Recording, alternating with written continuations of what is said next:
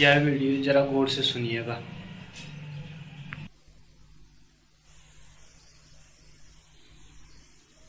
युक्तौ च सम्परायात् शक्ति त्वान्नानृतं वेद्यम् तात्परिशुद्धिश्च गम्यालोकवलिङ्गेभ्यः सम्माना बहुमाना प्रीतिविरहेतर विचिकित्सा महिं ख्याति तदर्थ प्राण स्थान तदीयता सर्वतद्भावान् प्रातिकूल्यादिस्मरणेभ्यो बाहुल्यात् द्वेषात् अयस्तु नैवम्।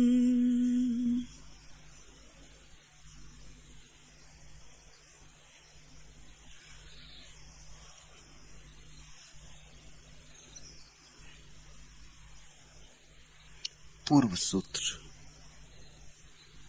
चैत्य चित्तौर्ण तृतीयम।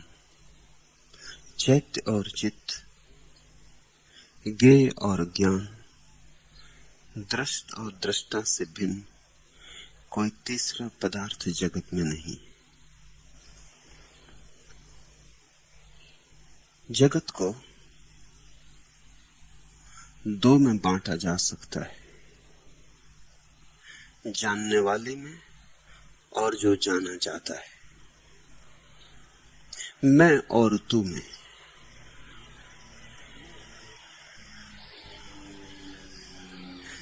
यह अंतिम विभाजन है।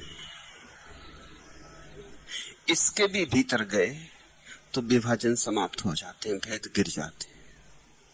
यहां तक भेद की सीमा है, यहां तक भेद का लोक है। फिर दृष्टा में और गहरे गए या दृश्य में गहरे गए तो दोनों के भीतर एक का ही आविर्भाव होता है। ज्ञान यहीं तक जाता है, भक्ति इससे आगे जाती। ज्ञान यहां रुक जाता है, ज्ञाता और ज्ञेय के भेद पर। इसलिए ज्ञान वस्तुतः अद्वैतवादी नहीं होता, हो नहीं सकता। ज्ञान तो द्वैतवादी होगा ही, अनिवार्यता होगा। उसमें अंतर्निहित अनिवार्यता है द्वैत की। इसलिए से बड़े ज्ञानी भी चाहे लाख कहें कि संसार मिथ्या है, माया है, पर संसार को मानते। संसार को बिना माने नहीं चलता। ज्ञान की घटना ही नहीं घटती अगर ज्ञाता और ज्ञेय का भेद ना हो। ईश्वर को जानोगे कैसे अगर जानने वाला ईश्वर से भिन्न ना हो।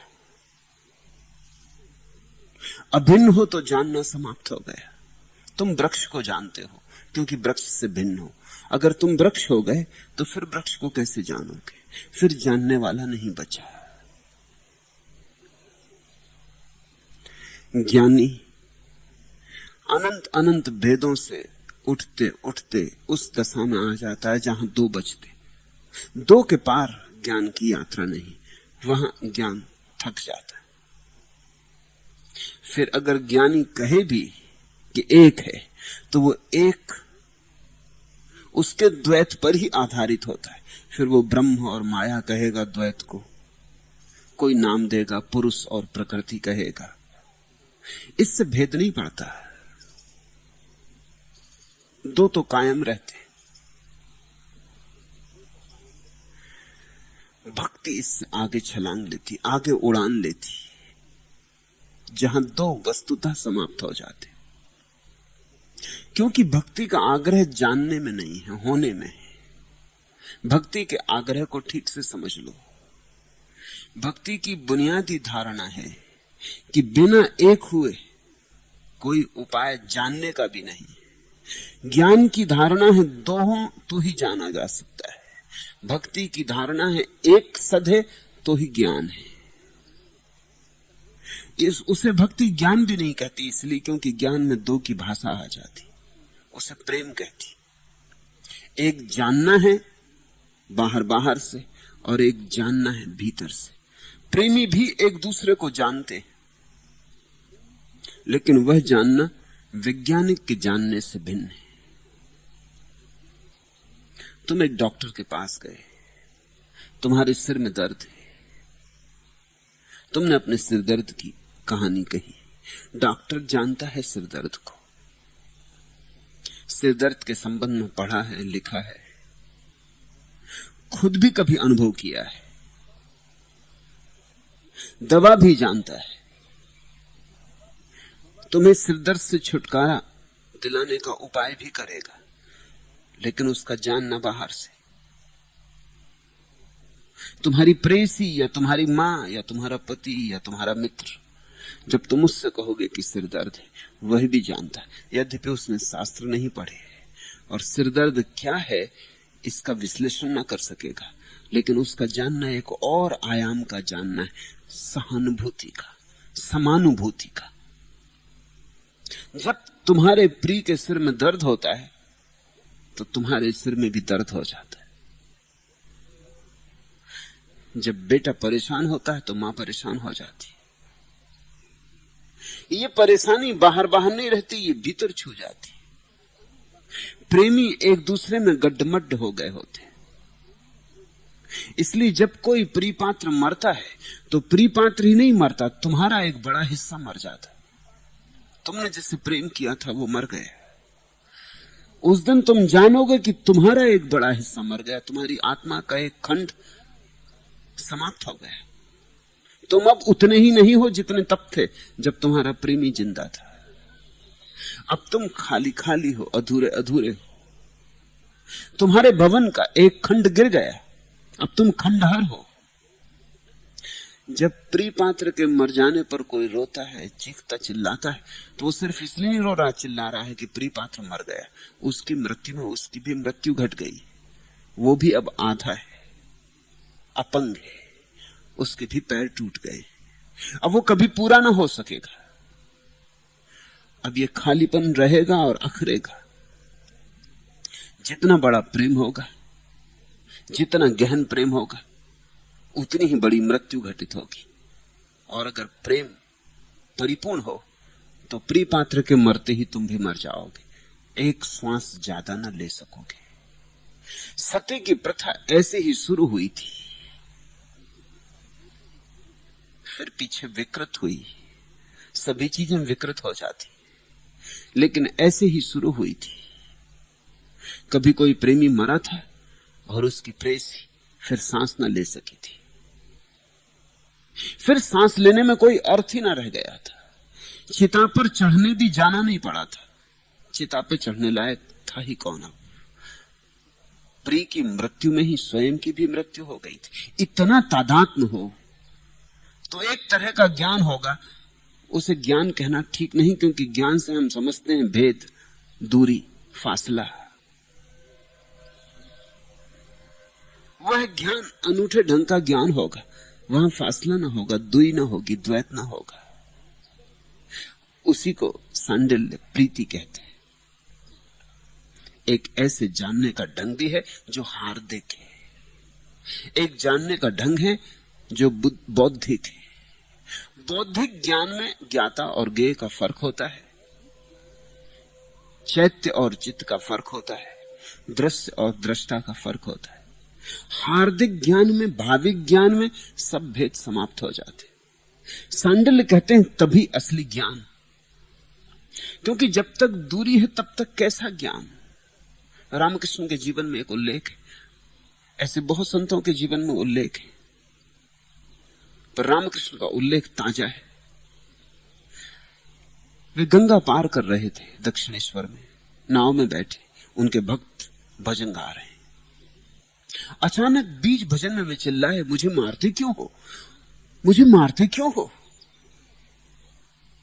जो भजन गा रहे थे वो तो एकदम ठिठक कर रह गए, कौन रामकृष्ण को मार रहा है, कौन मारेगा, किस लिए? उन्होंने कहा आप कहते क्या हैं परमहंसदेव, कोई आपको मार नहीं रहा, आपको हुआ क्या है?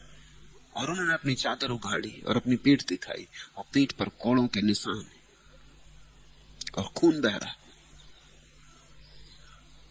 भक्त तो किम कर्तव्य विमूढ़ हो गए।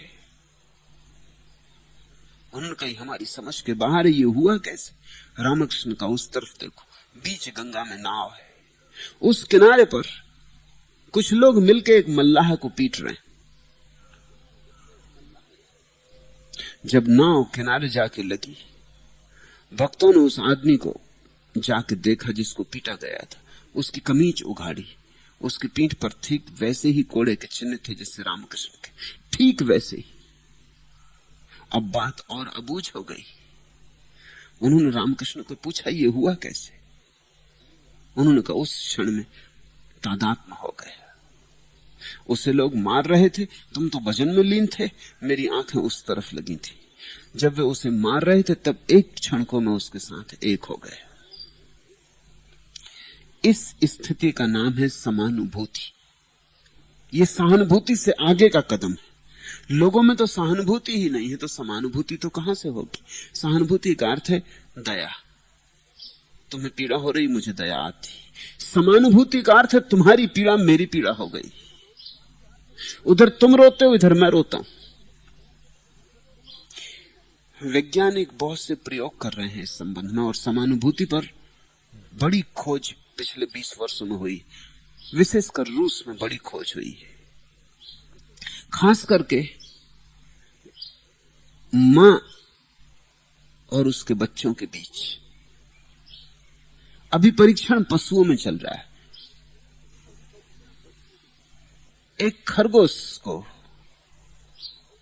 दूर पानी में ले जाकर, मील भर गहरे पानी में ले जाकर मारा गया, और उसकी मां ऊपर घाट पर खेल रही है। जब उसे मारा गया तब खरगोश की मां को जैसे बिजली के धक्के लगे। यंत्र लगाए गए थे जो परीक्षण कर रहे थे, धक्के लगे जैसे भीतर कोई गहरी चोट लगी। फिर इस प्रयोग को बहुत तरह से दोहराया गया। जब भी बच्चे को मारा गया तभी मां को चोट पहुंची, 1000 मील की दूरी पर भी चोट पहुंची, क्योंकि मां और बेटे का संबंध बड़ा गहरा है। बेटा मां के पेट में 9 महीने रहा है। बेटा मां के पेट में 9 महीने इस तरह रहा है कि मां होकर रहा है। इस तरह का गहरा संबंध फिर किसी का कभी नहीं होगा, क्योंकि कौन किसके पेट में 9 महीने रहेगा। तो मां और बेटे के हृदय के तार गहराई में जुड़े, प्राण संयुक्त थे।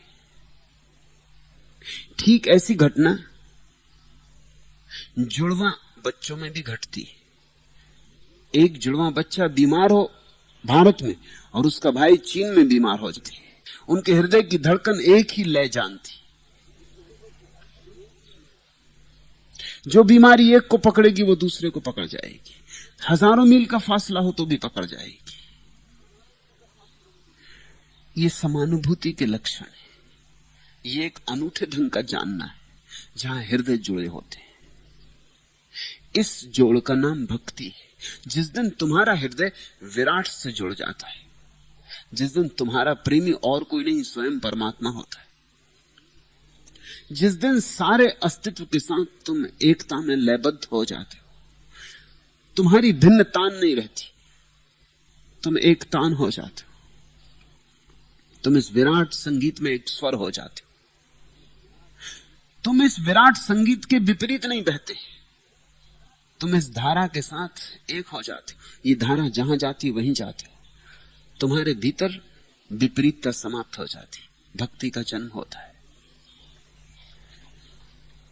आज के सूत्र की शुरुआत है युक्तौ च संपरायात। वियोग के पूर्व में दोनों एक ही है। जैसे जन्म के पहले मां और बच्चा एक है, भेद बाद में आता है, इसलिए भेद गौण है, भेद ऊपर ऊपर है। ऐसे ही हम इस अस्तित्व से एक हैं। जब तुम पैदा नहीं हुए थे तब तुम कहां थे? मां के गर्भ में भी नहीं आए थे तब तुम किस गर्भ में थे? तब तुम इस विराट के गर्भ में थे। इस विराट से तुम अलग हुए, ऐसी बस मान्यता है तुम्हारी। इस विराट से अलग हो कैसे सकोगे? इस विराट के बिना जी कैसे सकोगे? इस विराट से टूट के श्वास भी नहीं चलेगी। यह विराट ही हम में जीता है। हम अभी भी गर्भ में, हमें सिर्फ भ्रांति हो गई। मछली अभी भी सागर में, मगर सागर को भूल गई। ऐसे ही हम भी भूल गए। नहीं तो परमात्मा ने तुम्हें सब तरफ से घेरा है। तुम्हारे खून में वही बहता, तुम्हारी हड्डी मांस मज्जा में वही बैठा है, तुम्हारी श्वास में वही चलता, तुम्हारे हृदय में वही धड़कता। तुम वही हो, उसी के पुंजीभूत रूप, उसका ही एक आकार, उसकी ही एक लहर, उसकी ही एक तरंग हो तुम। उससे रंच मात्र भिन्न नहीं। संडिल का सूत्र बड़ा प्यारा है, युक्तौ च संप्रायात। सोचो तो जरा, जब तुम नहीं थे तब तुम कहां थे, और जब तुम फिर नहीं हो जाओगे तब तुम कहां होगे। ऐसा समझो, सागर शांत है, हवाएं नहीं बहती, कोई लहर नहीं उठती। फिर आई हवा की एक लहर, आया बड़ा एक झोंका, उठी एक बड़ी लहर सागर में। सागर में लहर जब नहीं उठी थी तब कहां थी? सागर ही थी तब, अब उठी। फिर थोड़ी देर में सागर में गिर जाएगी, तब कहां होगी? सागर में ही होगी तब। ऐसा सोचो, जब नहीं उठी थी लहर तब सागर में थी, जब उठी तब भी सागर में ही है। सिर्फ एक नया रंग, एक नया रूप, एक नया आकार उठा, नाम रूप। यह संसार बस नाम रूप है। फिर जल्दी ही नाम रूप गिर जाएगा, फिर लहर सागर की सागर में हो जाएगी। ऐसी उठेगी कई बार, गिरेगी कई बार। ऐसे तुम कई बार जन्मे और कई बार मरे, अभी फिर जन्मे हो, अभी फिर मरोगे। जो व्यक्ति ये पहचान ले कि जन्म के पहले भी मैं उसी में था, मृत्यु के बाद भी उसी में होऊंगा, और निश्चित ही जब आगे भी उसी में था, पीछे भी उसी में होऊंगा, तो बीच में भी उसी में ही हो सकता हूं, और कहां होऊंगा। अगर मेरा अतीत भी उसमें, मेरा भविष्य भी उसमें, तो मेरा वर्तमान भी उसमें ही होगा। जो जाग जाता है इस भाव में कि मैं परमात्मा में हूं और हम क्षण भर को भिन्न नहीं हुए, वही भक्त। युक्तौ च संपरायात, वियोग के पूर्व दोनों एक ही है। और ऐसी ही दशा परम विश्लेषण की है। वो जो दृष्टा और दृश्य का भेद है, वो भी एक लहर मात्र है। नहीं तो देखने वाला और देखा जाने वाला एक ही है। वही देखता है, वही देखा जाता है। ऐसा समझो ना, रात तुम सपना देखते हो, तब देखने वाला और जो दिखाई पड़ता है उसमें कुछ भेद होता है। सपने में तुम ही सब होते हो। वो जो सपने की कहानी चलती, वो जो सपने की फिल्म दोहरती, उसमें सभी तुम होते हो। निर्देशक भी तुम, कथा लेखक भी तुम, गायक भी तुम, नायक भी तुम, पर्दा भी तुम, और दर्शक भी तुम ही सब होते हो। इसी गहन अनुभव के कारण संसार को स्वप्न कहा है जानने वालों।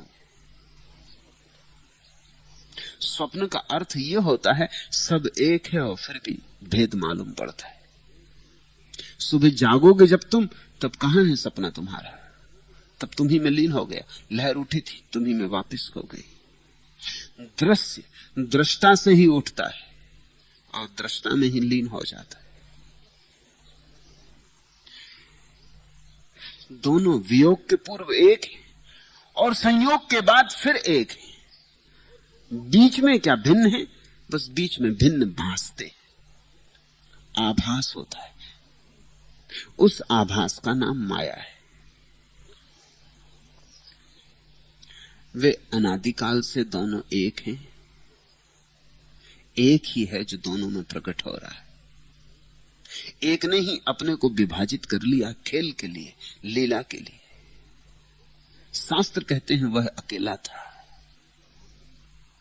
ऊब गया अकेले अकेले, उसने अपने को विभाजित किया, फिर अपने से ही छिया छी, फिर अपने से ही खेल शुरू किया। यही तो तुम रोज सपने में करते हो। जो तुम सपने में करते हो वही विराट अर्थ में सारे जगत में हो रहा। इस जगत को परमात्मा का सपना समझो, इस जगत को परमात्मा का सपना समझा तो तुम्हारे जीवन में क्रांति हो जाएगी। फिर तुम क्षण भर को भी अपने को भिन्न नहीं मान पाओगे। और जब कोई अपने को भिन्न नहीं मानता तो अहंकार गया, संघर्ष गया, संकल्प गया, जद्दोजहद गई,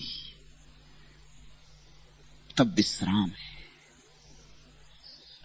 उस विश्राम को सांडिल्य कहते हैं भक्ति, उसी विश्राम को मैं संन्यास कहता हूं। सब तरफ से जिसने अपने को छोड़ दिया धारा के साथ, शक्तित्वात् न अन्यतम वेद्यम, शक्ति ही की क्रिया है, इस कारण यह जगत मिथ्या नहीं। और एक बहुत अद्भुत वचन तुम रोज सुनते हो तुम्हारे तथाकथित ज्ञानियों को ये कहते हुए कि जगत मिथ्या है, झूठा है। सांडिल्य बड़ा बहुमूल्य भेद करते, वो कहते हैं जगत माया तो है लेकिन मिथ्या नहीं। मिथ्या और माया शब्दों को समझ लेना चाहिए। मिथ्या का अर्थ होता है जो है ही नहीं, माया का अर्थ होता है जो है तो नहीं लेकिन है जैसा भासता है। इन दोनों में फर्क है, ये पर्यायवाची नहीं है। मिथ्या का अर्थ होता है अनर्थ, असत्य, जिसका कोई अस्तित्व नहीं है। माया का अर्थ होता है अस्तित्व है तो नहीं लेकिन प्रतीत होता है। जैसे सपना, सपने को क्या कहोगे, माया कहोगे या मिथ्या कहोगे? अगर मिथ्या कहो तो सपना है ही नहीं, लेकिन ये तो तुम नहीं कह सकते कि सपना था ही नहीं। तुम्हें पूरी तरह याद है, सुबह भी याद है कि सपना था। तुमने देखा है, अपनी ही आंखों से देखा है। नहीं होता तो दिखाई कैसे पड़ता? एक बात, नहीं होता तो दिखाई नहीं पड़ता। कई रातें ऐसी होती जब सपना नहीं होता, तब तो तुम सुबह नहीं कहते कि सपना देखा, हालांकि दिखाई नहीं पड़ा, हालांकि था नहीं मगर देखा। जब सपना नहीं होता तब रात खाली होती। तो स्वप्न शून्य निद्रा में और स्वप्न सहित निद्रा में कुछ भेद तो है। स्वप्न शून्य निद्रा में कोई तरंग नहीं होती, स्वप्न से भरी निद्रा में तरंगें होती। सुबह जाग के पता चलता है कि वे तरंगें सत्य नहीं थी, मगर क्या उनको बिल्कुल एकांतिक रूप से असत्य कह सकोगे? सत्य तो नहीं थी, क्योंकि सुबह हाथ में कुछ लगता नहीं, हाथ खाली के खाली। रात सोने के महल थे, बड़ा साम्राज्य था, और सुबह हाथ खाली, कुछ भी हाथ में नहीं। सच तो नहीं था सपना, लेकिन क्या तुम इतने ही जोर से कह सकोगे कि झूठ था? झूठ भी नहीं कह सकोगे, क्योंकि झूठ होता तो देखा कैसे? तो कुछ ऐसा था कि सच और झूठ के बीच में था। ये तीन शब्द समझ लो, सत्य जो है और सदा रहेगा, झूठ जो नहीं है और कभी नहीं हो सकेगा, और मिथ्या जो दोनों के मध्य में, थोड़ा है थोड़ा नहीं है, कभी है कभी नहीं है, आज है कल नहीं होगा, कल था आज नहीं है, क्षण भर को होता है फिर विलीन हो जाता है, तरंग है, लहर है।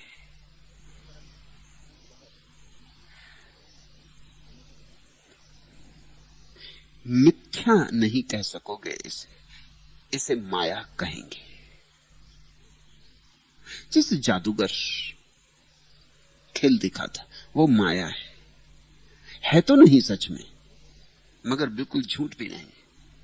अंग्रेजी का शब्द मैजिक संस्कृत के माया शब्द से ही बना है।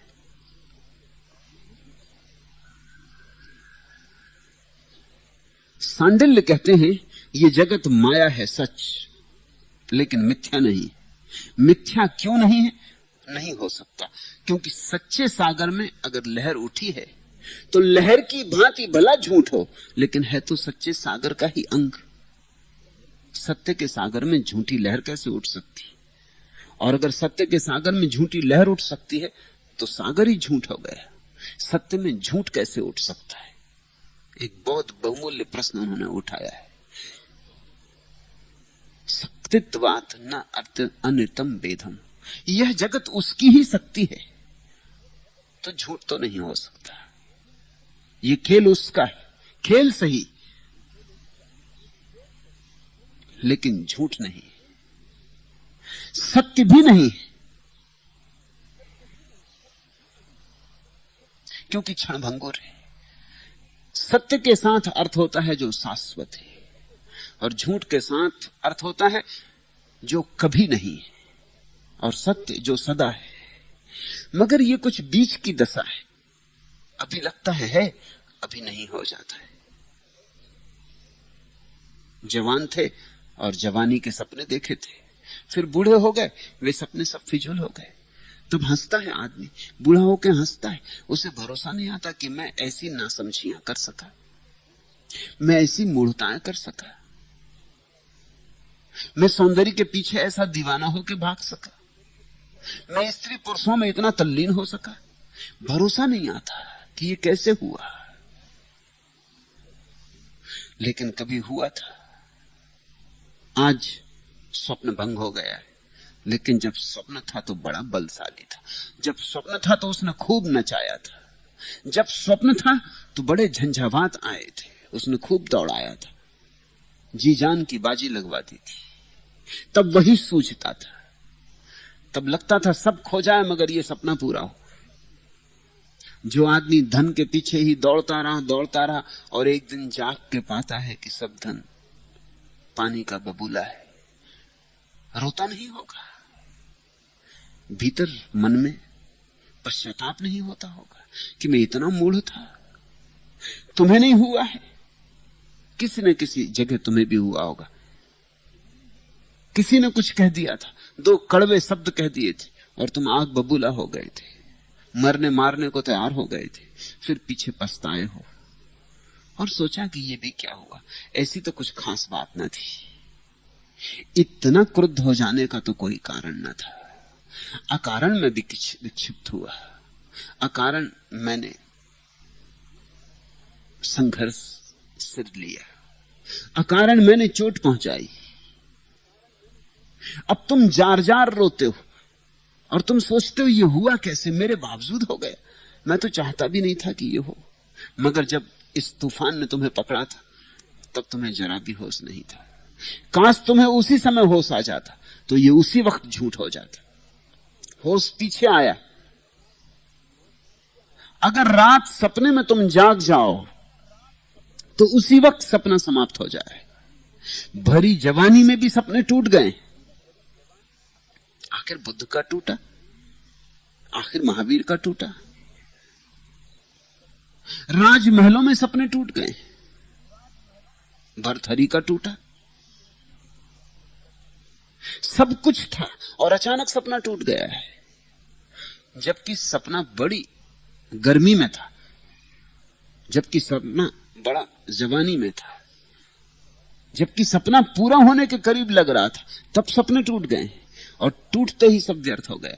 बुद्ध ने जब घर छोड़ा और जब वे अपने रथ से गांव के दूर जंगल में निकल गए और जब उन्होंने सारथी को वापस भेजा तो सारथी ने कहा, आप ये कर क्या रहे, आप जा कहां रहे? इस राजमहल को छोड़ के जाते, इस सोने जैसे महल को छोड़ के जाते। दुनिया इसी के लिए तड़पती।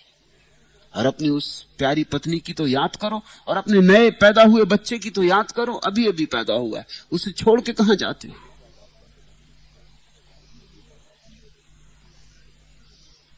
वह बूढ़ा सारथी बुद्ध को याद दिला रहा है कि तुम जो छोड़ के जा रहे हो बड़ा प्यारा है, बड़ा बहुमूल्य है। बुद्ध हंसने लगे। उन्होंने कहा, मैं पीछे लौट कर देखता हूं, न तो मुझे कोई राजमहल दिखाई पड़ता, न कोई पत्नी दिखाई पड़ती, न कोई बेटा दिखाई पड़ता। मुझे सिर्फ दिखाई पड़ती हैं लपटें और लपटें। वहां सब चल रहा है, इसलिए मैं भाग रहा हूं। सारथी को समझ में नहीं आता। वो कहता, कहां की लपटें, किन लपटों की बातें कर रहे हैं आप, किस सपने की बात कर रहे हैं? जागो, कहां की लपटें? सुंदर महल है, पत्नी है, पिता है, राज्य, सब सुविधा है, जाते कहां हो? मुझे तो कोई लपटें नहीं दिखाई पड़ती। वह भी ठीक कह रहा है, हालांकि बूढ़ा हो गया, लेकिन अभी उसका सपना नहीं टूटा है। बुद्ध भी ठीक कह रहे हैं, यद्यपि अभी जवान है, अभी सपने देखने के दिन थे, मगर सपना टूट गया है। जितनी मेधा होती उतने जल्दी सपना टूट जाता है, जितनी प्रतिभा होती उतने जल्दी सपना टूट जाता है। प्रतिभा की कसौटी क्या है? पश्चिम में प्रतिभा की जो कसौटी है वो पूरब में नहीं, पूरब की अपनी कसौटी है। पूरब की कसौटी बड़ी बहुमूल्य है। पश्चिम में प्रतिभा की कसौटी है तुम्हारा IQ कितना, इंटेलिजेंस कोशिएंट कितना, परीक्षा में तुम कितने अंक पाते हो। अगर 100 के इस तरफ है तो साधारण, अगर 100 के उस तरफ है तो विशेष, अगर 150 के आगे गया तो बहुत विशेष, अगर 200 के करीब पहुंच गया तो तुम महाप्रतिभावान, और इधर 50 के नीचे गिर गया तो बुद्धू, और 30 के नीचे गिर गया तो बिल्कुल जड़। बुद्धि मापी जाती आंकड़ों में, कितने प्रश्न हल कर सकते हो। पूरब की परीक्षा कुछ और है। पूरब कहता है कितने जागे हो, कितने प्रश्न हल कर सकते हो, ये सवाल है। कितना जागरण की मात्रा कितनी है।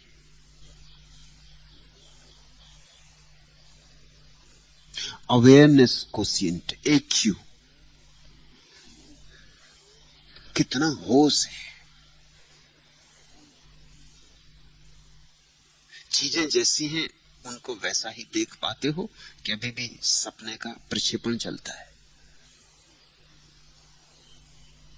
बुद्ध को हम प्रतिभाशाली कहते हैं।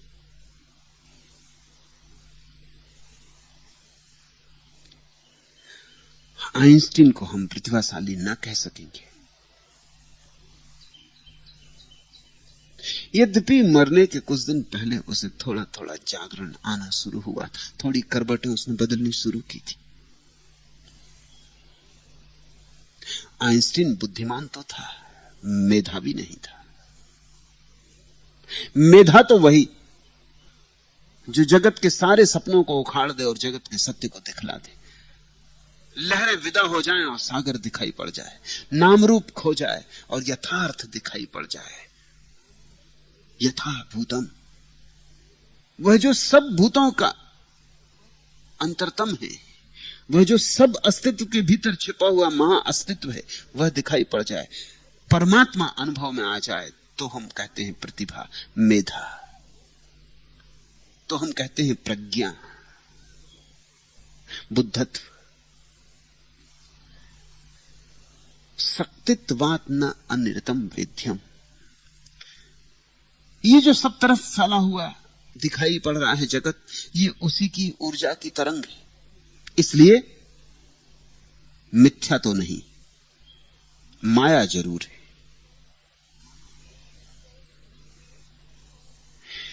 मिथ्या कहो तो इसे छोड़ के भागना पड़ेगा, माया कहो तो जाग कर जी लो, बस काफी है। इसलिए भक्त छोड़कर नहीं भागता, ज्ञानी भगोड़ा हो जाता है, ज्ञानी डरता है।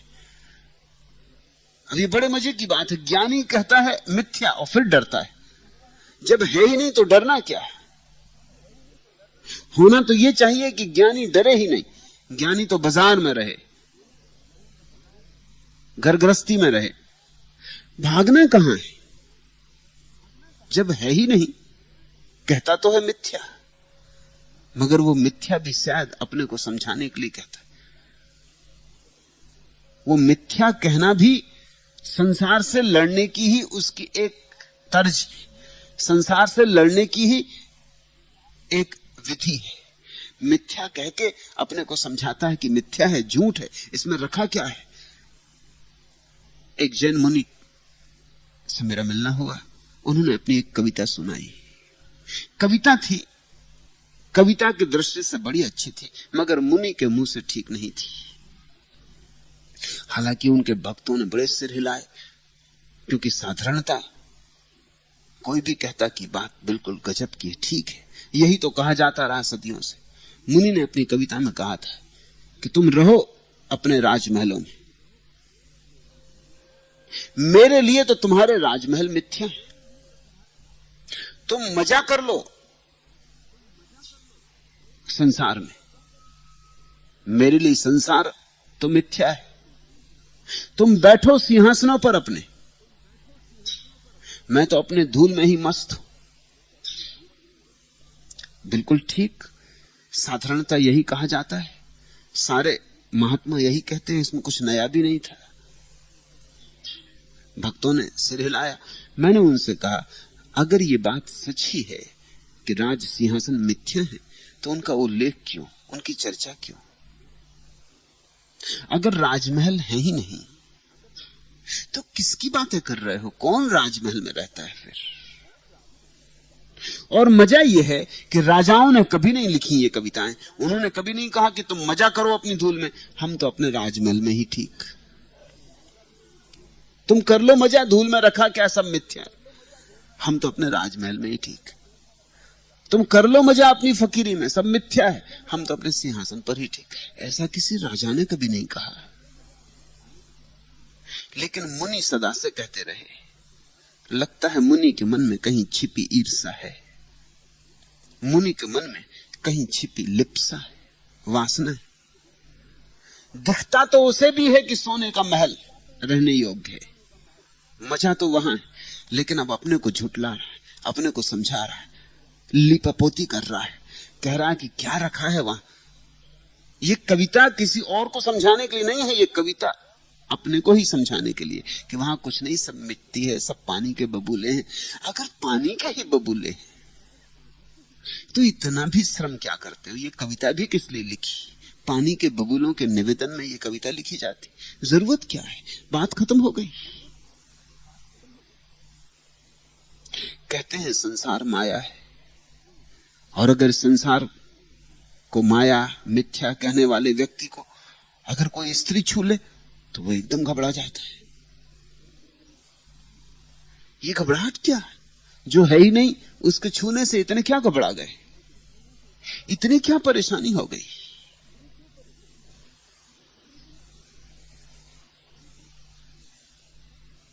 मैं एक सभा में निमंत्रित था, वहां एक जैन मुनि भी निमंत्रित थे। वे आके द्वार पर ठिठक के खड़े हो गए। बिछी हुई दरी हटानी पड़ी। मैंने पूछा मामला क्या है? उन्होंने कहा वो दरी पे नहीं चल सकती क्योंकि दरी पे स्त्रियां बैठी हुई। दरी पे स्त्रियां बैठी हुई हैं, दरी तक स्त्री हो गई, अब वो दरी पे कैसे चले? दरी में तक खतरा है, और मैं जानता हूं कि खतरा हो सकता है। दबाया होगा स्त्री के प्रति मन को बहुत, तो वो दरी से भी रस ले सकता है। तुम्हारे दमन से भरे अनेक शास्त्र कहते हैं जिस जगह स्त्री बैठी हो कितनी देर तक उस जगह फिर मुनि को नहीं बैठना चाहिए, क्योंकि काफी देर तक स्त्री की तरंगें उस जगह को घेरी रहती। स्त्री झूठ है, झूठ जा चुका, झूठ की तरंगें अभी बैठी, उस जगह पे बैठना मत। ये कौन लोग हैं? ये रुग्ण चित्त की दशाएं मालूम होती, इन्हें चिकित्सा की आवश्यकता है। ये विक्षिप्त लोग मालूम होते। भक्ति ज्यादा स्वस्थ है। सांडिल्य कहते हैं मिथ्या मत कहो, क्योंकि है तो, लेकिन माया कहा जा सकता है। माया का अर्थ कि जब तक तुम नशे में हो तब तक मालूम होता है सच, जब तुम्हारा नशा टूटता है तब मालूम होता है झूठ। असली सवाल नशा तोड़ने का है। एक झूठ से दूसरे झूठ को तोड़ने से क्या होगा? मैंने सुना है एक आदमी सिर पे एक टोकरी लिए चला आता था, उस टोकरी में छेद थे कई।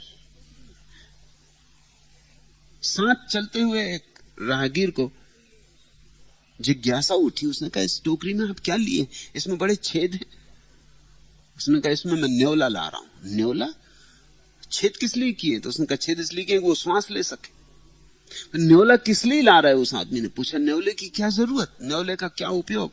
उसने कहा, बात ये कि मुझे शराब पीने की आदत है, और जब मैं ज्यादा पी लेता हूं तो मुझे सांप दिखाई पड़ते। उन सांपों के लिए न्योला ला रहा हूं, क्योंकि कहते हैं न्योला सांपों को खा जाता है या टुकड़े टुकड़े कर देता। उस आदमी ने कहा, मेरे भाई, लेकिन अभी तो तुम होश में हो। वो जो सांप तुम्हें जब तुम शराब पीते हो दिखाई पड़ते हैं, सच्चे नहीं होते। तो उसने कहा, ये न्योला ही कौन सच्चा है, खाली डब्बा है, मगर अपने को भरमाने के लिए। इसको रखेंगे पास, जब नकली सांप हमला करेंगे, नकली न्योला छोड़ देंगे।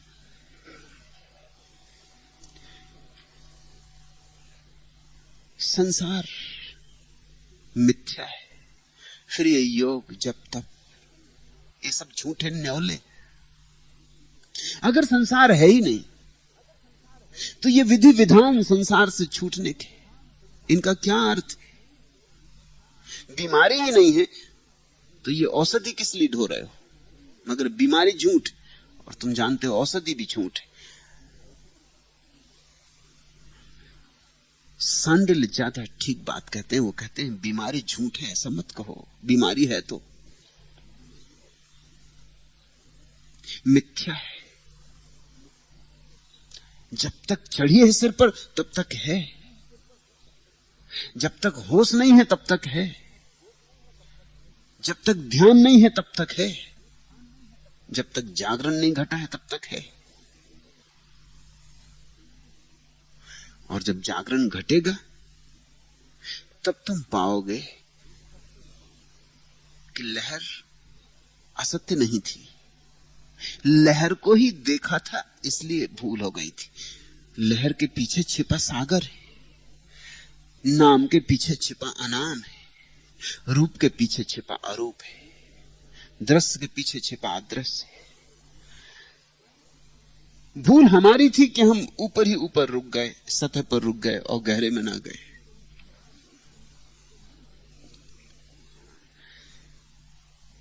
यह जो भी दिखाई पड़ता है उसी परमात्मा की ऊर्जा है, इसलिए मिथ्या नहीं हो सकता। इस जगत में मिथ्या कुछ भी नहीं, माया है। माया का अर्थ झूठ नहीं होता, माया का अर्थ होता है सपना। जब तक नींद है तब तक सच है।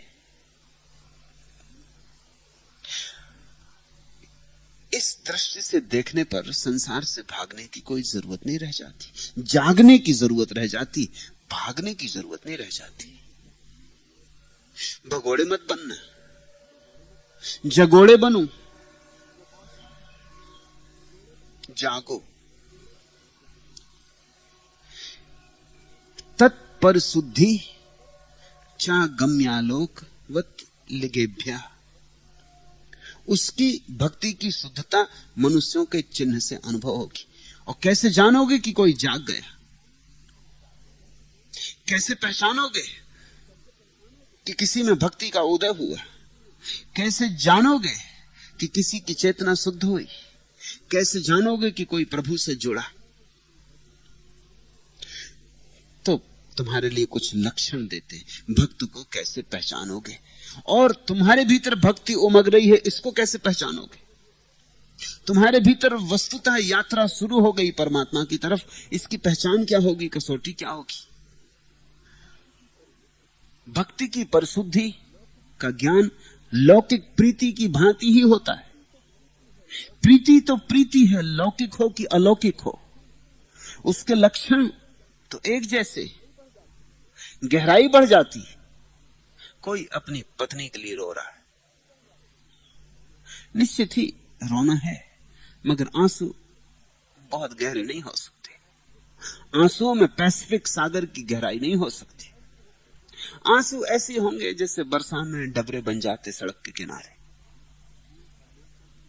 कोई परमात्मा के लिए रो रहा है, उसके आंसुओं में पैसिफिक सागर की गहराई होगी, अनंत गहराई होगी। आंसुओं में उतनी ही गहराई होती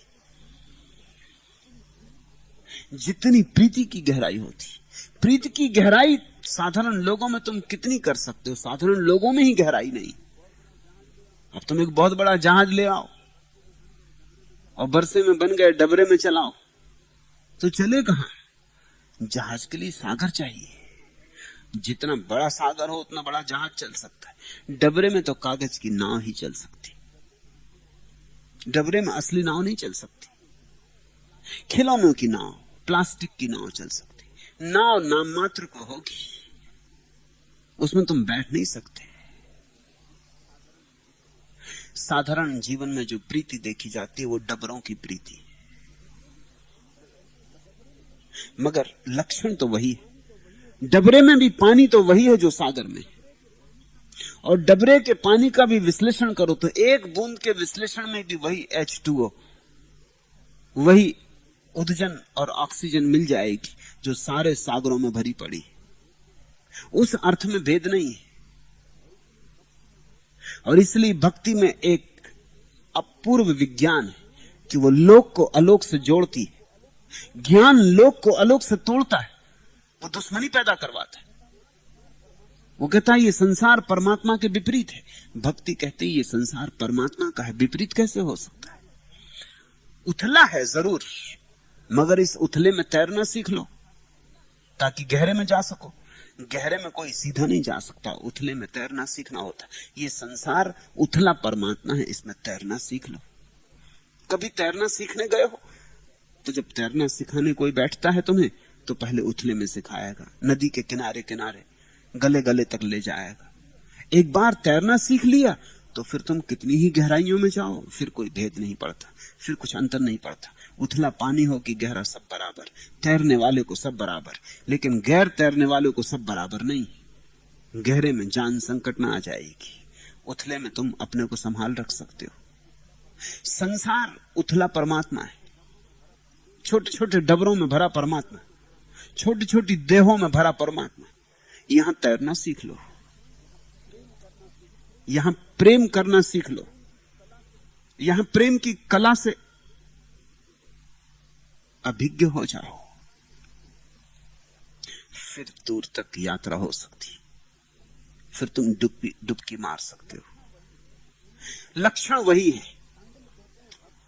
सांडिल्य कहते हैं भक्ति की परिशुद्धि का ज्ञान लौकिक प्रीति की भांति बाह्य चिन्हों से ही होता है। जैसे लोक में प्रीतम की चर्चा से प्रिया के पुलक अश्रुपात होते हैं, या गदगद भाव पैदा होता है, या चेहरे पर एक आभा छा जाती है। तुमने देखा किसी से उसके प्रेमी की बात करो, उसकी आंखों में रौनक आ जाती है। जो आंखें अभी अभी मंद मंद मालूम होती थी, फीकी फीकी मालूम पड़ती, जिन पर धूल जमी थी, अचानक आंखों में एक तेज आ जाता है। किसी से किसी के प्रेमी की बात करो, उसका चेहरा जो फीका फीका बुझा बुझा था उस पर कोई ज्योति जल उठती।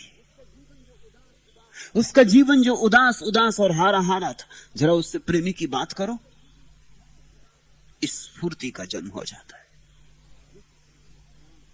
जैसे किसी ने प्राणदायक औषधि दे दी, सिर्फ स्मरण पर्याप्त होता है। अभी जो घसट घसट के चल रहा था वो नाचने को तत्पर हो जाता है। किसी से किसी के प्रेमी की बात करो, उसकी आंखों से आंसू की धार लग जाती। आंसू गीत है, आंसू संगीत है, आंसू हृदय का भाव है। सांडिल्य कहते हैं जैसे लोक में प्रीति के लक्षण होते हैं, ऐसे ही लक्षण भक्ति के भी होते हैं। भगवत कथा सुनकर, कि श्रवण सुनकर, कि नाम संकीर्तन सुनकर, कि कहीं चार भक्त बैठे हों मस्ती में प्रभु की महिमा का बखान करते हो, गदगद भाव का जन्म होता है, आंख से आंसू बहने लगते हैं, रोमांच हो आता है। व्यक्ति इस जगत का हिस्सा नहीं रह जाता, किसी और लोक में प्रवेश कर जाता है। इस अपूर्व अवसर का नाम सत्संग है, जहां बैठ के तुम गदगद हो जाओ, जहां बैठ के तुम्हारी आंखें आंसुओं से भर जाएं, जहां बैठ के तुम्हारे हृदय में नई पुलक, नई उमंग उठे, जहां बैठ के तुम्हें प्रभु का स्मरण आने लगे, जहां बैठ के तुम्हें याद आए कि अरे मैं अपने जीवन के साथ क्या करता रहा हूं। कूड़ा करकट ही बीनने में बिता दूंगा सब, और हीरे जवाहरातों की खदान पास ही है, और मैं डबरों में ही तैरता रहूंगा, और सागर इतने निकट है, विराट इतने पास है।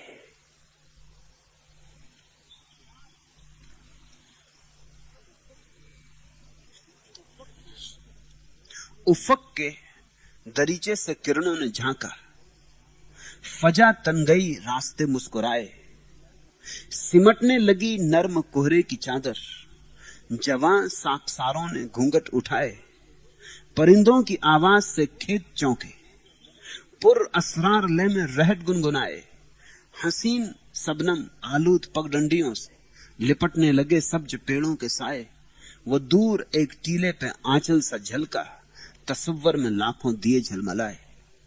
तुम अगर अपने प्रेमी की राह देख रहे हो, तुम अगर अपनी प्रेयसी की प्रतीक्षा कर रहे हो, जरा दूर एक आंचल सा झलमला जाए, लाख दिए जल जाते हैं हृदय में। जरा किसी की पगध्वनि सुनाई पड़ जाए, सरगम छिड़ जाता है हृदय में। जरा कोई हवा का धक्का ही सही द्वार पर चोट कर जाए, तुम भागे, शायद जिसकी प्रतीक्षा थी वह आ गया। देखते हो उस क्षण तुम्हारे भीतर क्या घटता है, उसको ही अनंत गुना कर लो तो तुम्हें भक्त के लक्षण का पता चलेगा।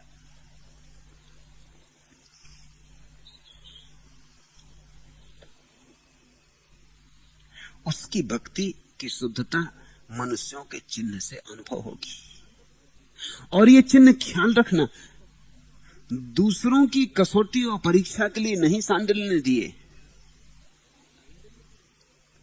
सांडिल्य पर बहुत सी टीकाएं लिखी गई और बहुत से अनुवाद किए गए, लेकिन सभी टीकाओं में और सभी अनुवादों में एक बात मुझे दिखाई पड़ी कि उन सब ने यह मान लिया है कि सांडिल्य ये लक्षण दूसरों की पहचान के लिए दे रहे हैं कि कैसे भक्तों को पहचानोगे। सांडिल्य ये लक्षण दूसरों की पहचान के लिए नहीं दे रहे। दूसरों से क्या लेन देन है, ये तुम्हारे भीतर पहचानने के लिए लक्षण, ये तुम्हारी अंतर यात्रा के लिए सुगम उपाय है। और फिर दूसरा तो धोखा भी दे सकता है। आखिर फिल्म अभिनेता को तुम देखते ही हो ना, उसे कोई प्रेम नहीं है और प्रेम प्रकट कर रहा है। और कभी कभी तो ऐसा होता है कि प्रेमी भी उतना प्रेम प्रकट नहीं कर सकते जैसा अभिनेता करता है, और अभिनेता जानते हैं कि जब आंसू नहीं भी आ रहे हैं तब भी कैसे बुला लिए जाए, और आंसू टपकने लगते, बड़ी बड़ी बूंदें प्रकट होती। जब नहीं हंसना है तब अभिनेता हंसता है, जब नहीं रोना है तब रोता है। जहां प्रेम नहीं वहां प्रेम प्रकट करता है, जहां क्रोध नहीं वहां क्रोध की लपट आती। अभिनय का अर्थ ही यही है कि जो वस्तुता नहीं हो रहा है वो ऐसा मालूम पड़े कि वस्तुता हो रहा है। तो तुम ख्याल रखना, ये लक्षण दूसरों के लिए नहीं है। दूसरे तो हो सकते हैं अभिनेता हो, और ऐसा अक्सर है।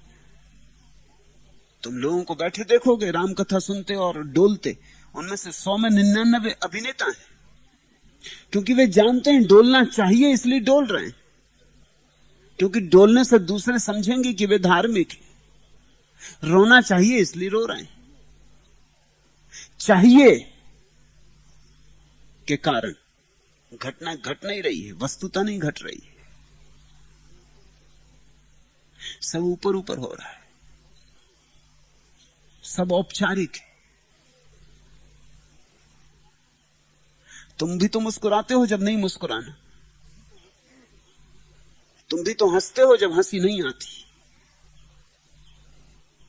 भीतर कुछ और है, बाहर कुछ और।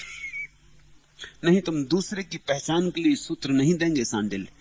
असल में धार्मिक व्यक्ति दूसरे की पहचान करने की झंझट में पड़ता ही नहीं। जरूरत क्या है, लेना देना क्या है, कौन भक्त है कौन नहीं है, इसकी तुम्हें क्या चिंता है। तुम्हें एक ही चिंता होनी चाहिए कि मेरे जीवन में अभी वह परम घटना शुरू हुई या नहीं, मेरे भीतर भक्ति का आविर्भाव हुआ या नहीं, तुम्हारे भीतर हृदय गदगद होता है या नहीं, तुम्हारे भीतर हृदय में एक सरसरी दौड़ जाती है या नहीं, तुम्हारे भीतर धड़कनें कुछ तेज हो जाती हैं या नहीं, तुम्हारे शरीर में रोमांच होता है या नहीं, उस पर ध्यान रखना। वे लक्षण होंगे कि प्रीति की पहली पहल घटना घटनी शुरू हुई, अंकुरण हुआ प्रीति का। आषाढ़ के पहले मेघ घिरे, जल्दी ही खूब वर्षा होगी। और जब प्रीति के लक्षण तुम्हें पकड़ में आ जाएं अपने भीतर, तो डरना मत, क्योंकि वे प्रीति के लक्षण दूसरों को तो समझ में आएंगे कि तुम शायद पागल हो गए। ये भी क्या बात हुई। रामकृष्ण के साथ ऐसा रोज हो जाता, उनको कहीं ले जाना मुश्किल होता था, क्योंकि किसी ने रास्ते में जयराम जी कर ली, वो वहीं भाव विभल हो जाते। जिसने की थी उसने तो सिर्फ औपचारिक जयराम जी थी, नमस्कार की बात थी, उसने राम जी से तो कुछ लेना भी नहीं था उसमें। लेकिन रामकृष्ण को तो राम का नाम ही सुना कि बेखुदी आ जाती, मस्ती आ जाती। राम का नाम क्या था, शराब था। वो वहीं खड़े हो जाते चौरस्ते पर, आंखें आकाश की तरफ उठ जाती, शरीर जड़ हो जाता या गिर जाते रास्ते पर, आंख से आंसू बहने लगते, शरीर में रोमांच हो जाता, भीड़ इकट्ठी हो जाती, उन्हें कहीं ले जाना मुश्किल था।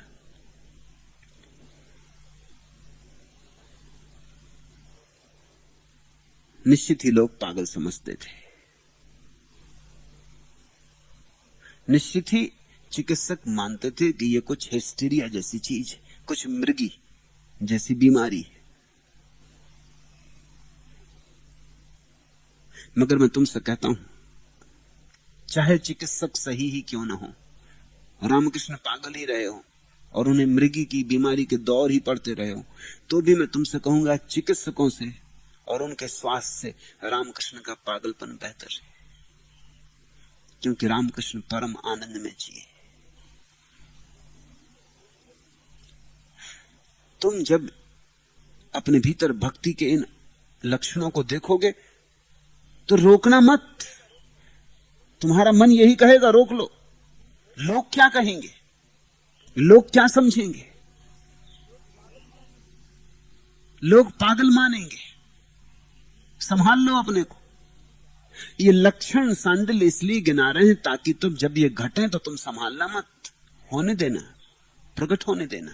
इनमें दूर जाना है, इनमें डूब जाना है, इन्हीं के सहारे यात्रा होनी, यही वाहन है।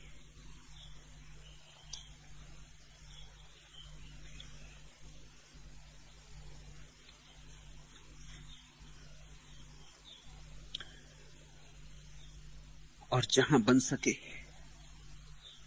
जितना बन सके,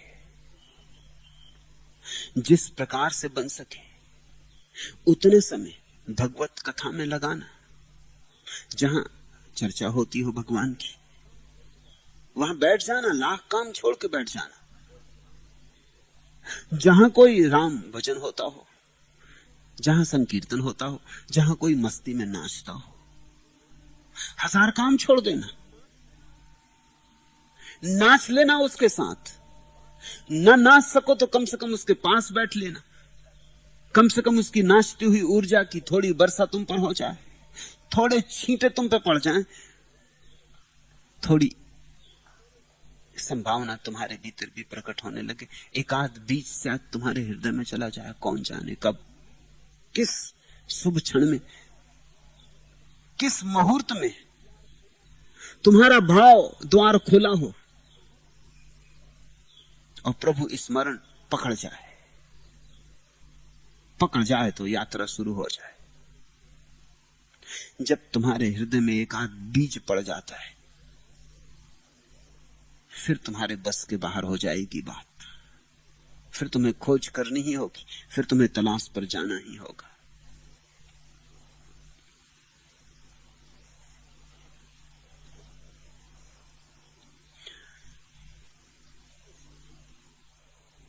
ये बाह्य लक्षण है, आंतरिक लक्षण भी पैदा होंगे। सम्मान, बहुमान, प्रीति, विरह, इतर विचिकित्सा, महिम, ख्याति, तदर्थ प्राण स्थान तदीयता, सर्व तत् भावा, प्रातिकूल्य आदि निच स्मरणेभ्यो बाहुल्यात्। सम्मान, बहुमान, प्रीति, विरह, इतर विचिकित्सा, महिमा, कीर्तन, प्रीतम के अर्थ जीना, तदीयता, तदभाव, अप्रातिकूल्य इत्यादि प्रेम के आंतरिक लक्षण प्रकट होंगे। सम्मान, जो व्यक्ति जरा सी भी प्रभु की खोज से भर जाएगा, इस जगत के प्रति, इस अस्तित्व के प्रति उसमें महासम्मान पैदा होगा। छोटी छोटी बातों के प्रति सम्मान पैदा होगा, फूलों के प्रति, चांतारों के प्रति, सूरज के प्रति, नदी पहाड़ों के प्रति, क्योंकि ये सब उसी विराट की लीला है। इन सब में वही अनेक अनेक रूपों में आया है। तब तुम वृक्ष को ऐसा नहीं देखोगे कि सिर्फ वृक्ष, तब वृक्ष में तुम उसी की महिमा देखोगे। वही हरा होकर प्रकट हुआ, वही लाल होकर फूल बना है। तब तारों में तुम इतना ही नहीं देखोगे कि सिर्फ तारे, जैसा वैज्ञानिक देखता है, तब तुम्हें तारों में उसी की रोशनी, उसी का रूप, उसी का सौंदर्य झलकता हुआ दिखाई पड़ेगा। सम्मान पैदा होगा, रिवरेंस। पश्चिम के बड़े विचारक सविजर ने रिवरेंस फॉर लाइफ, जीवन के प्रति सम्मान को धार्मिक व्यक्ति का आधारभूत गुण माना है। सांडिल्य उसी की चर्चा कर रहे हैं। ऐसा व्यक्ति किसी भी चीज को तोड़ नहीं सकता, जोड़ सके तो जोड़ेगा, तोड़ नहीं सकेगा।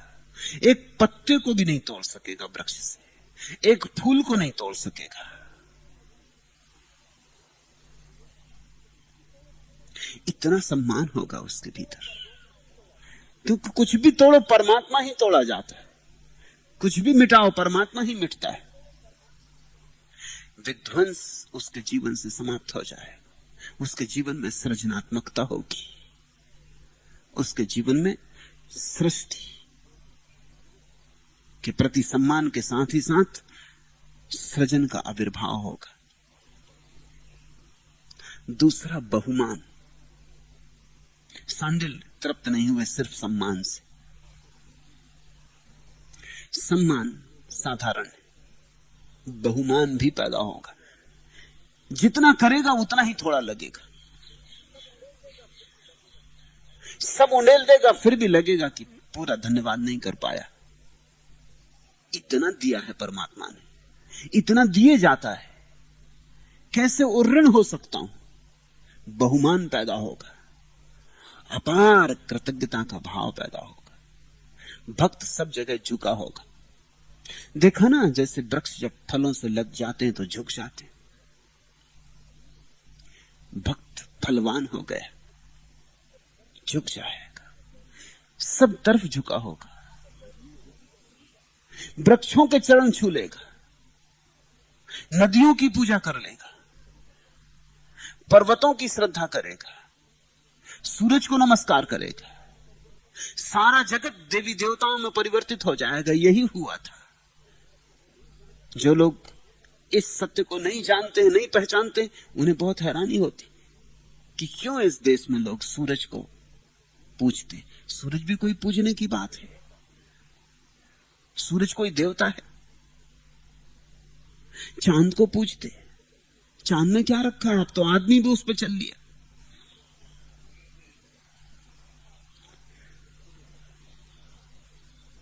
उन्हें पता नहीं है कि भक्त सब तरफ भगवान को देखता है। प्रत्येक चीज दिव्य हो जाती, देवता हो जाती। क्योंकि प्रत्येक चीज में परमात्मा का प्रतिफलन होने लगता है। प्रत्येक चीज दर्पण हो जाती, उसी का रूप झलकता है। प्रीति, गहन प्रीति पैदा होगी, उस व्यक्ति के जीवन में प्रीति ही प्रीति की तरंगें होंगी। उठेगा, बैठेगा, चलेगा, सोएगा और तुम पाओगे उसके चारों तरफ प्रीति का एक सागर लहराता। तुम उसके पास भी आ जाओगे तो उसकी प्रीति से भर जाओगे। तुम उसके पास आ जाओगे, तुम्हारी हृदय वीणा झंकार करने लगेगी। इतर विचिकित्सा, परमात्मा के अतिरिक्त उसे और सब चीजों में अरुचि हो जाएगी, स्वाभाविक अरुचि। विराग नहीं, अरुचि, चेष्टा नहीं होगी उसकी, लेकिन उसे और किसी चीज में रुचि नहीं हो जाएगी। कहीं लोग बैठ के धन की बात करते तो वो बैठा रहे वहां, लेकिन उसे रुचि नहीं होगी। कहीं कोई किसी की बात करते हैं कि हत्या हो गई, वो बैठा भी रहे वहां तो उसे रुचि नहीं होगी। हां, कहीं कोई प्रभु का गुणगान करता हो तो वो एकदम सजग हो जाएगा, एकदम लपट आ जाएगी उसके जीवन में, विरह पैदा होगा। और जितना जितना भगवान की पहचान होगी उतने ही विरह की भावदशा बनेगी। जितनी पहचान होगी उतनी ही पाने की आकांक्षा जगेगी। जितने करीब आएगा उतनी ही दूरी मालूम होगी। विरह का मतलब होता है जितने करीब आएगा उतनी ही दूरी मालूम होगी। जब पता ही नहीं था तब तो दूरी भी नहीं थी, तब तो खोजते ही नहीं थे तो दूरी कैसे होती। अब जैसे जैसे करीब आएगा, जैसे जैसे झलक मिलेगी, वैसे वैसे लगेगा कितनी दूरी है। जैसे साधारण प्रेमी में विरह होता है, वही विरह विराट होकर भक्त में प्रकट होगा। चांद मध्यम है, आसमां चुप है, नींद की गोद में जहां चुप है। दूर वादी में दूधिया बादल झुक के पर्वत को प्यार करते हैं। दिल में नाकाम हसरतें लेकर हम तेरा इंतजार करते हैं। इन बहारों के साये में आ जा, फिर मोहब्बत जवां रहे न रहे। जिंदगी तेरे ना मुरादों पर कल तक मेहरबां रहे न रहे। रोज की तरह आज भी तारे सुबह की गर्द में न खो जाएं। आ मेरे गम में जागती आंखें, आ तेरे गम में जागती आंखें, कम से कम एक रात सो जाएं। चांद मध्यम है, आसमां चुप है, नींद की गोद में जहां चुप है। जिसे प्रेमी 24 घंटे हर चीज से अपनी प्रेसी की ही स्मृति से भर जाता। आकाश में चांद है तो उसे प्रेसी का चेहरा दिखाई पड़ता। बगिया में गुलाब खिला है तो उसे प्रेसी की याद आती। कोयल ने कुहू कुहू की कि उसकी प्रेसी ने ही जैसे उसे पुकारा। हर चीज निमित्त बन जाती, बहाना बन जाती। ये तो साधारण डबरों का प्रेम, लेकिन जब तुम विराट सागर के प्रेम में पड़ोगे तो निश्चित ही हर चीज विरह को जगाएगी। हर चीज उसी की याद लेके आएगी। तीर पर तीर तुम्हारे हृदय में चुभे जाएंगे।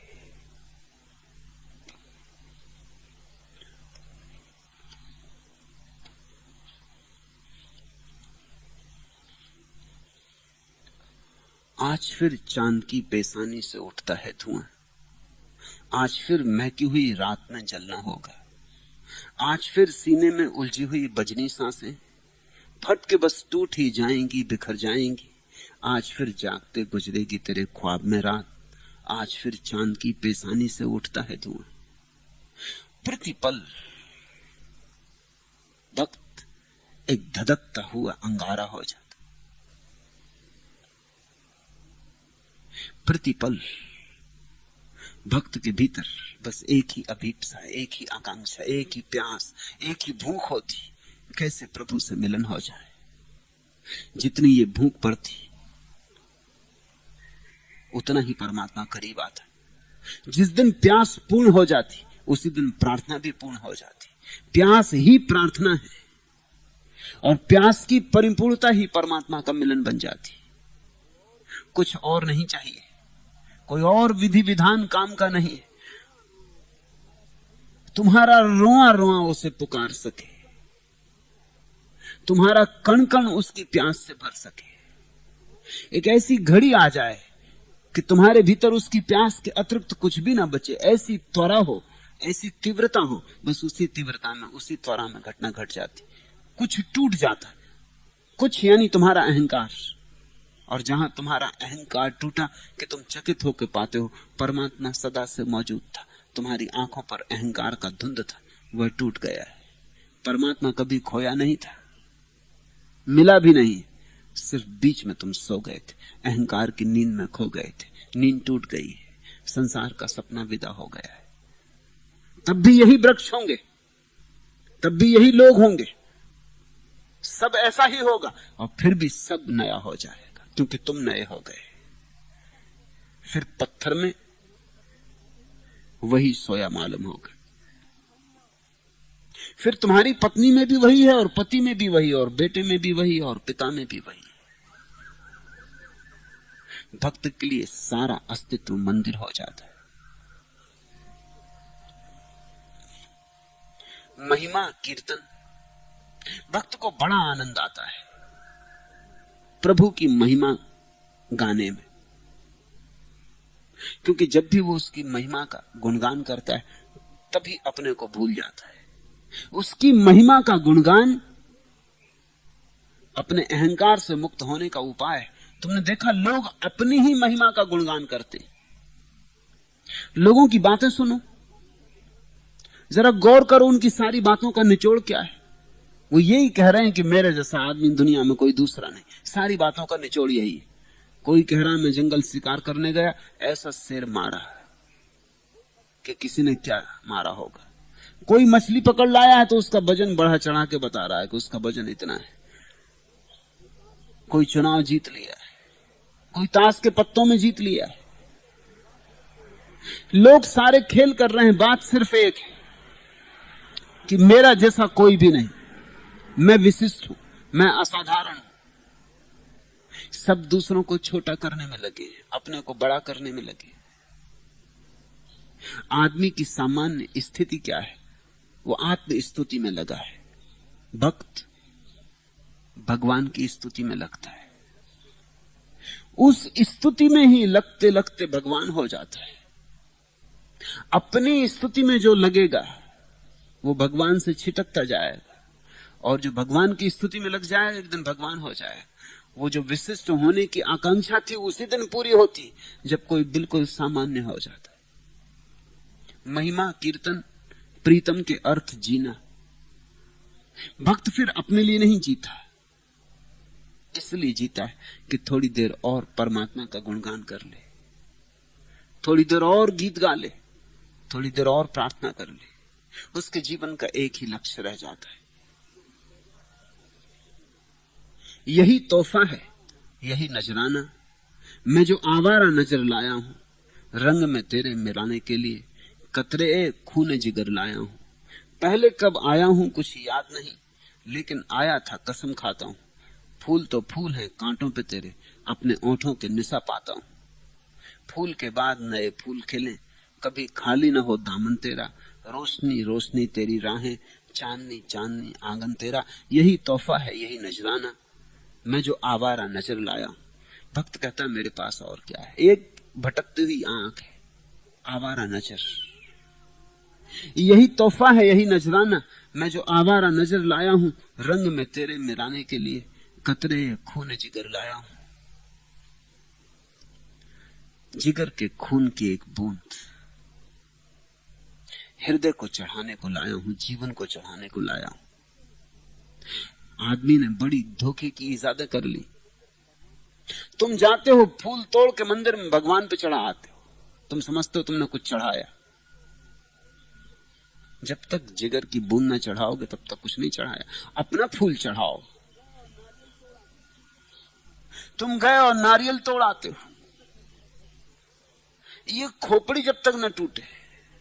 लोगों ने तरकीबें खोज ली, नारियल जरा खोपड़ी जैसा मालूम पड़ता है, उसमें 2 आंखें भी होती हैं, दाढ़ी मूछ भी होती, और उसके भीतर जो है उसको हम खोपड़ा भी कहते हैं। लोगों ने सिर चढ़ाने की जगह नारियल चढ़ाना शुरू कर दिया। लोगों ने अपने जिगर का कतरा चढ़ाने की जगह सिंदूर चढ़ाना शुरू कर दिया। वो खून का प्रतीक है सिर्फ। लोगों ने अपने जीवन को फूल चढ़ाने की जगह वृक्षों के फूल चढ़ाने शुरू कर दिए। वे तो चढ़े ही हुए, वे तो वृक्षों पर ही चढ़े ही थे। उन्हें तोड़ के तुमने कुछ बढ़ोतरी नहीं की, कुछ घटाया ही। आदमी अपने को चढ़ाए। प्रीतम के अर्थ जिए, प्रीतम के अर्थ मरे। तदीयता वह ही है, मैं नहीं हूं। ऐसी भक्त की भाव दशा होती। तदभाव वही सब में है, सब में वही है, ऐसी उसकी प्रतीति होती। इन्हीं तरंगों में वो रंगता जाता अपने को, इन्हीं भावों से भरता जाता अपने को।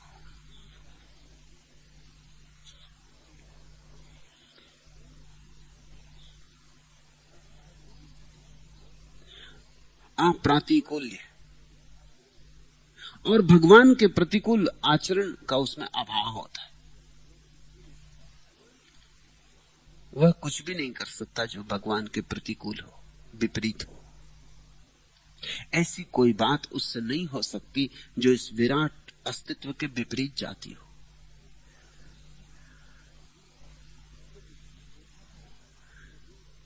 होगी भी कैसे? तदीयता पैदा हो गई, तू ही है, मैं नहीं हूं। तदभाव पैदा हो गया, सब में तू ही है। कांटे का रंग और कांटे की ताजगी पांव से निकले हुए खून में है। भीतर की बेचैनी और खुशी आंख से टपकी बूंद में है। मगर न इसे कोई देखता है, न उसे कोई समझता है। भक्त के पास सिर्फ भाव है चढ़ाने को, तदीयता का भाव, तदभाव। भक्त अपने को मिटाता है और भगवान को आमंत्रित करता है। रो रो के भक्त अपने अहंकार को गलाता है, अपने को विदा देता है। जिस दिन अपने से खाली हो जाता, उसी दिन से परमात्मा से भरने की संभावना शुरू हो जाती। तुम मिटो तो परमात्मा हो। जब तक तुम हो तब तक परमात्मा नहीं हो सकता है। ये उसके अंतर लक्षण है। द्वेषात् अभ्यस्तु न एवं, द्वेष बुद्धि आदि से ऐसा नहीं होता। भक्त संसार के प्रति कोई द्वेष बुद्धि से नहीं जीता, जैसा तथाकथित तपस्वी जीता है। तपस्वी के मन में संसार के प्रति बड़ा द्वेष है। तपस्वी सिर के बल खड़ा हो गया संसारी। तुम्हारे भोगी में तुम्हारे योगी में बहुत फर्क नहीं होता।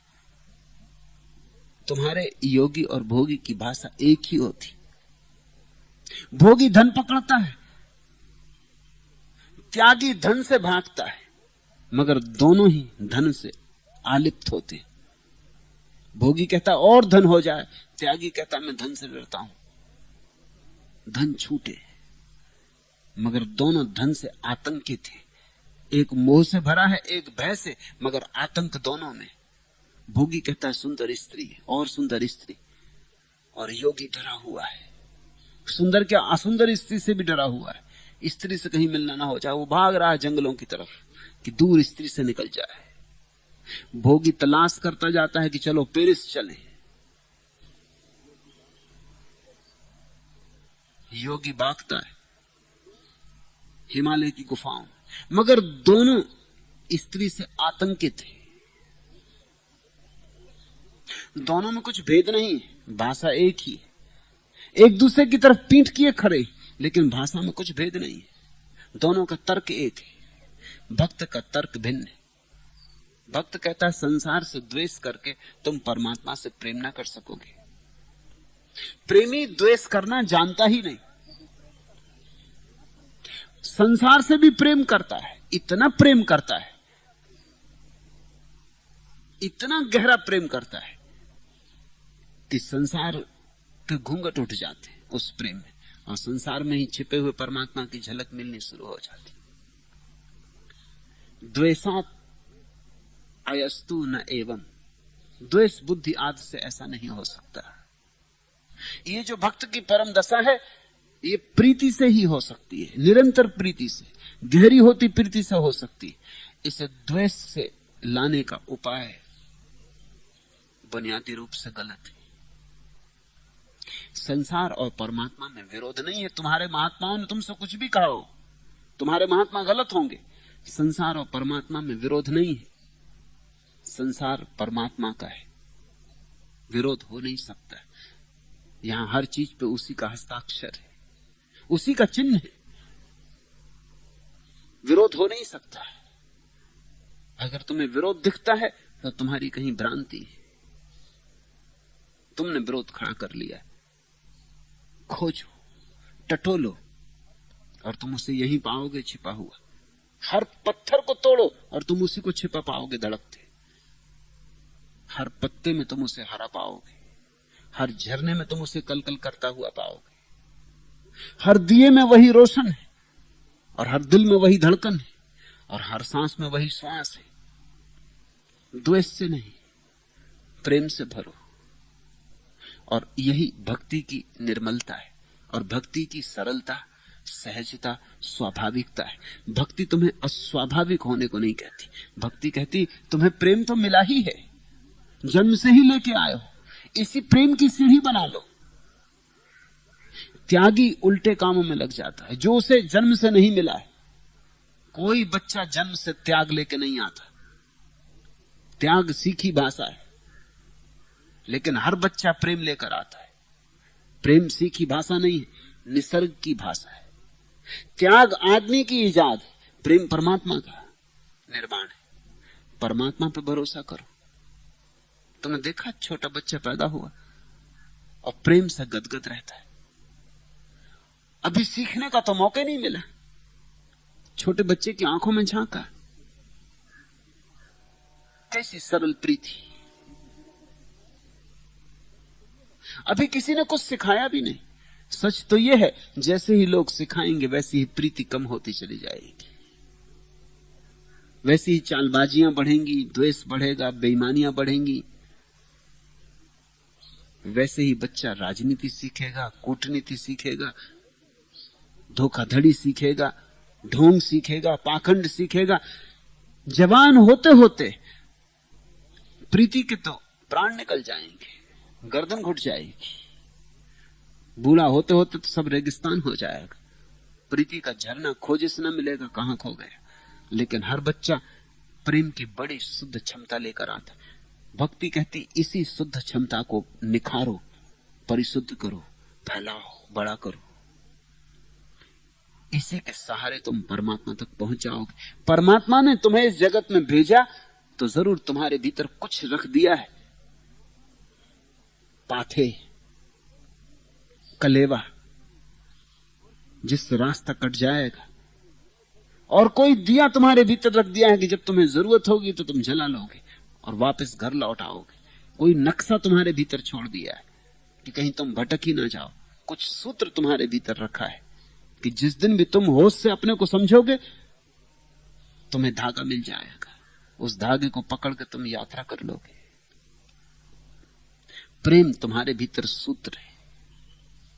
प्रेम सूत्रों का सूत्र है। प्रेम स्वर्ण सूत्र है। भक्त उसी पर भरोसा करता है, उसी को निखारता है। स्नेह से प्रीति बनाता है, प्रीति से श्रद्धा बनाता है, श्रद्धा को भक्ति में रूपांतरित करता है। एक एक सोपान चढ़ते चढ़ते एक दिन तुम पाते हो कि तुम्हारा प्रेम अपने पूरे आकाश को पा लिया, पूरा खिल गया।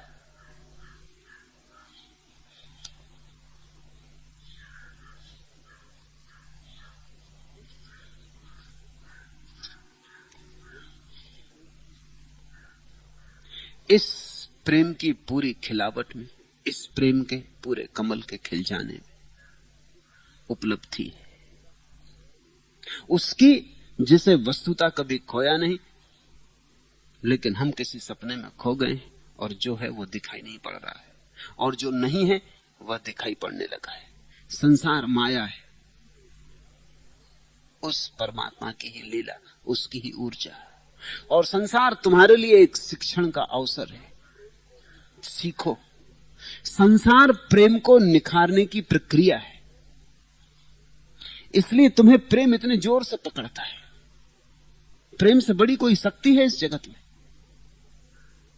आदमी प्रेम के लिए जीवन भी दे देता है। कभी कभी झूठे और सिखाए प्रेम के लिए भी जीवन दे देता है। जैसे मातृभूमि के प्रेम में कोई मर जाता है, वो सिखाया हुआ है और झूठा है, राजनीतिक चालबाजी है। नहीं तो कौन सा देश किसका है? सारी पृथ्वी सबकी है, लेकिन उसमें भी आदमी मर जाता है। कभी कुल के प्रेम में, परिवार के प्रेम में जान दे देता है। वो बड़ा क्षुद्र है, दो कौड़ी का है, लेकिन प्रेम ही इतना बहुमूल्य है कि कृत्रिम प्रेम भी कभी कभी जीवन देने योग्य मालूम पड़ता है। तो असली प्रेम की तो बात ही हम क्या कहें। जिस दिन असली प्रेम पैदा होगा, उस दिन तुम चुपचाप अपनी जीवन ऊर्जा को परमात्मा के चरणों में रख दोगे। तुम कहोगे सब समर्पित है। उस समर्पण में ही क्रांति घट जाती। सांडिल्य को खूब हृदयपूर्वक समझना। सांडिल्य बड़ा स्वाभाविक सहज योग प्रस्तावित कर रहे हैं। जो सहज है वही सत्य है, जो असहज हो उससे सावधान रहना। असहज में उलझे तो जटिलताएं पैदा कर लोगे, सहज से चले तो बिना अड़चन के पहुंच जाओगे। आज इतना ही। अगर यह वीडियो आपको अच्छी लग रही हो तो वीडियो को लाइक और चैनल को सब्सक्राइब करें।